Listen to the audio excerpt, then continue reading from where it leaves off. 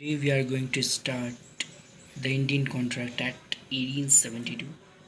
It is based on three parts: formation, performance, contract का formation हुआ, contract form हुआ, उसके बाद कॉन्ट्रैक्ट का परफॉर्मेंस हुआ, उसके बाद एनफोर्सेबिलिटी हुआ, मीन्स एनफोर्सेबल बाय लॉ हुआ। Law of contract lays down the legal rules relating to promises. मतलब ये लीगल रूल्स को बनाता है relating to promises. Next, scheme of the act जो हम लोग पढ़ रहे हैं, इंडियन कॉन्ट्रैक्ट एक्ट 1872, उसका स्कीम क्या है? तो पहला, जनरल प्रिंसिपल्स, जो कि सेक्शन 1 to 75 में आता है। इसके बाद 76 to 123, टोटल 266 है ना sections, 239 to 266। Special kinds of contract थोड़ा देख लेते हैं। Indemnity and guarantee section 124 to 147 में आता है। नेक्स्ट, bailment and pledge section 148 to 181 में आता है। कॉन्ट्रैक्ट ऑफ एजेंसी 122 to 238 में आता है। ठीक है। First, contract, then it have enforceability by law, then it form promise या agreement। प्रॉमिस या एग्रीमेंट जो है उसमें प्लूरलिटी होना चाहिए पर्सन्स का, टू और मोर पर्सन होना चाहिए, और कॉन्सेंसस एड इडम होना चाहिए, मतलब कॉन्सिडरेशन होना चाहिए। Then we have acceptance, then we have offer या proposal. Essential elements of a valid contract are number 1, offer and acceptance, जिसमें कि दो पार्ट होता है, लॉफुल ऑफर और lawful acceptance. Then legal relation, जिसमें कि इंटेंशन होना चाहिए। Then we have lawful consideration, then we have capacity of parties, then we have last free consent. अब हम लोग केस स्टडी को देखते हैं। केस स्टडी, इसमें दो केस हम लोग देखेंगे। पहला केस है बेल्फर वर्सेस बेल्फर का।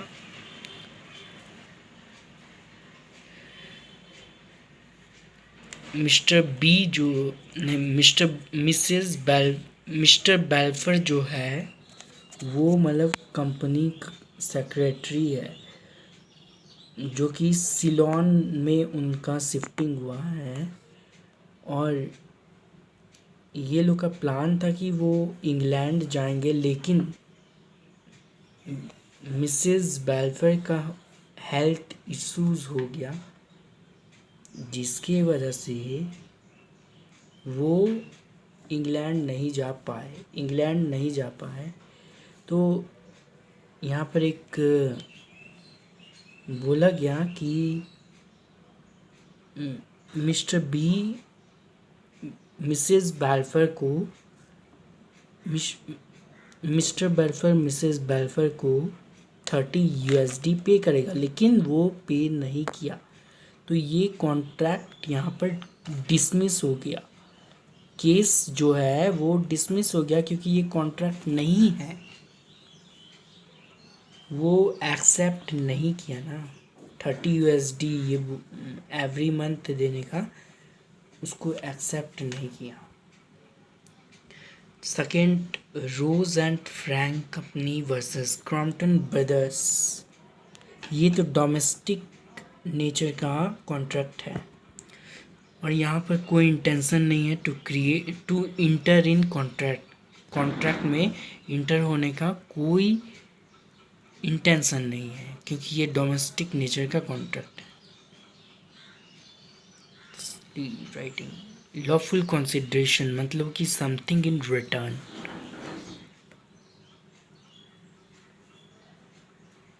जैसे ए बी बी ए को बोलता है कि तुम मेरा कंप्लेन मत करो, हम तुमको 1 साल बाद 100 रुपीज़ पे करेंगे।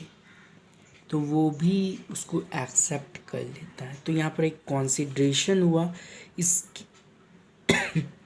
बी के लिए कंसिडरेशन ये है कि वो कंप्लेन नहीं करेगा, और ए के लिए कंसिडरेशन ये है कि उसको 1 साल के बाद 100 रुपीज़ मिलेगा। Then we have gratuitous promise, जो कि एनफोर्सेबल नहीं होता है in the court of law. Then we have capacity of parties, जिसमें कि साउंड माइंड होना चाहिए, एज ऑफ मेजोरिटी होना चाहिए, मेजोरिटी मतलब 18 ईयर्स तक का एज होना चाहिए, और not disqualified by law, disqualified नहीं होना चाहिए बाय लॉ।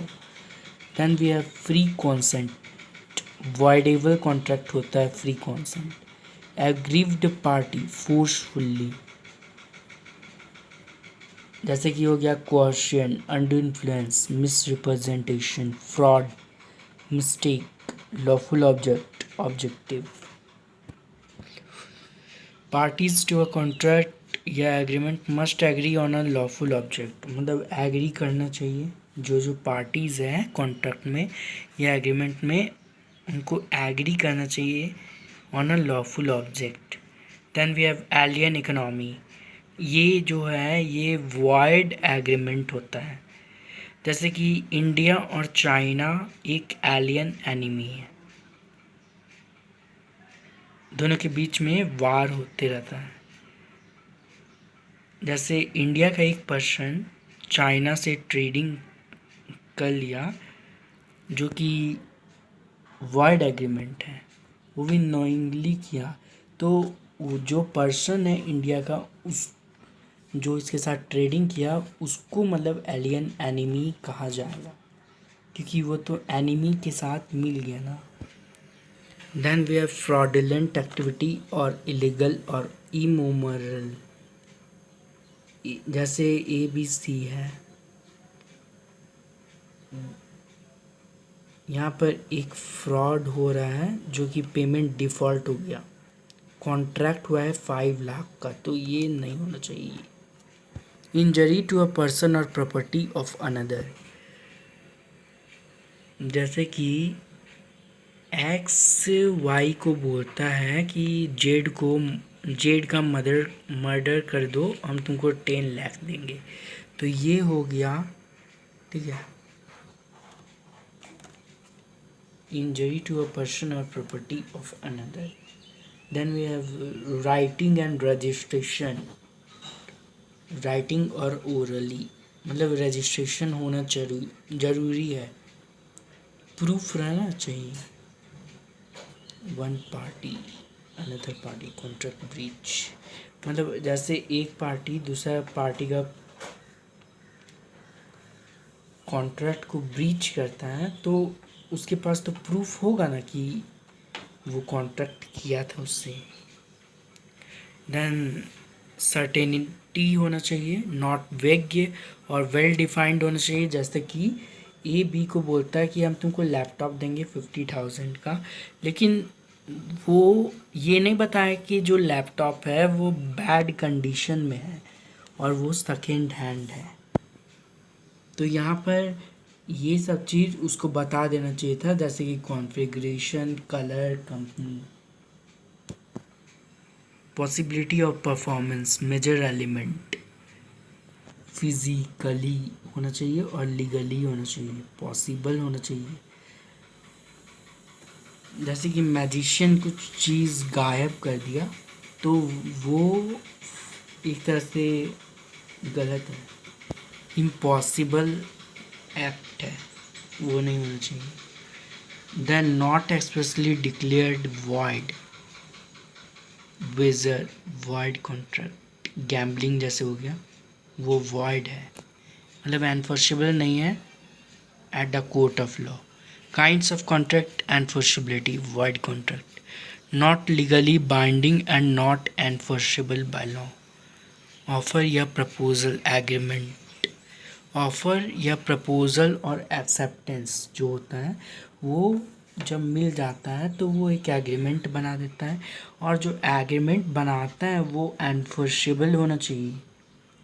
और ये सब जो है, ये सब वॉइड कॉन्ट्रैक्ट बना देता है।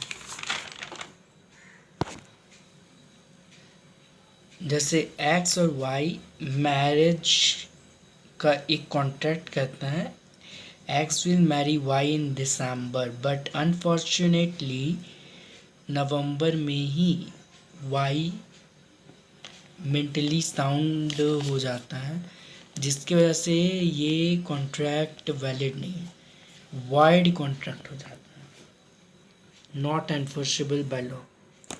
ये हो गया मतलब कि सबसे सुपरविनिंग इम्पॉसिबिलिटी का। तीसरा है subsequent illegality. At the time of formation of contract it is legal but later on it become illegal. मतलब जब कॉन्ट्रैक्ट का फॉर्मेशन हो रहा था तब तो वो लीगल था, लेकिन बाद में वो इलीगल हो गया। Enforceability void agreement, not enforceability by law, no legal consequences, void ab initio, void at the time of formation, offer and acceptance to not expressly declared void, void a contract, void at the time of formation, never be void ab initio। ये जो void contract होता है वो कभी भी void एब initio नहीं होता है, और जो वॉइड एग्रीमेंट होता है वो वॉइड एब इनिशियो होता है।